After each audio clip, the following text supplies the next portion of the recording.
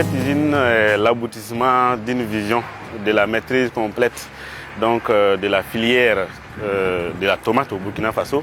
Déjà l'usine de Bobo-Dioulasso qui est en production. Et au nord, on a une usine qui est lancée aussi pour absorber la production là-bas. Et là, aujourd'hui, au niveau du Grand Est, notamment le centre Est, cette usine va effectivement permettre de soulager les producteurs qui ont de grosses quantités produites par an, mais qui ont des difficultés d'écoulement.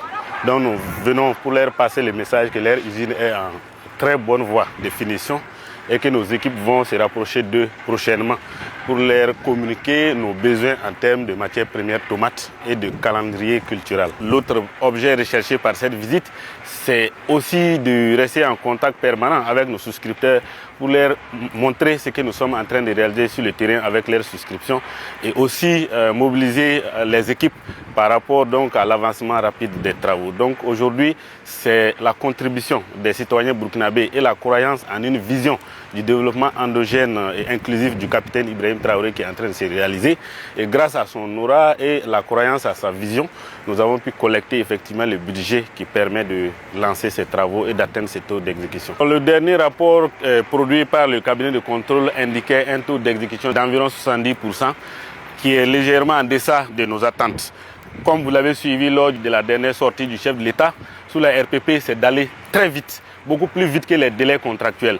Donc il était important pour nous de venir encourager les équipes, de regarder les points qui bloquent pour permettre effectivement de rattraper donc ces délais-là. Au regard de ce qui est produit aujourd'hui, on voit qu'il y a effectivement des lots qui sont très avancés, pratiquement finis.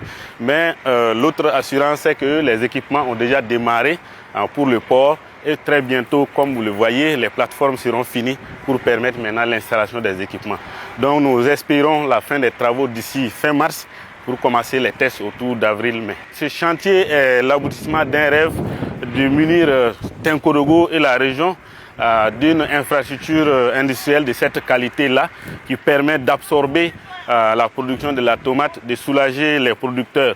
Vous savez qu'en permanence, l'ambition du capitaine Ibrahim Traoré, c'est de permettre aux masses populaires paysannes de toujours continuer effectivement à avoir des revenus décents à travers leur production. Et donc cette usine qui vient absorber cette production sera un vrai ouf de soulagement pour l'ensemble de la communauté avec les emplois locaux, pour l'ensemble des producteurs avec l'absorption de la production et pour l'ensemble des citoyens burkinabés avec donc cette infrastructure qui va véritablement donner de la création de valeur à la filière tomate. Je voudrais remercier nos souscripteurs et les rassurer. La vision de l'actionnariat populaire est une co-construction et une entreprise commune où les efforts collectifs vont permettre la création de richesses pour l'ensemble des citoyens et nous les encourageons à continuer à nous faire confiance parce que l'actionnariat populaire, c'est du concret. Il faut que les producteurs commencent à se mettre en coopérative structurée.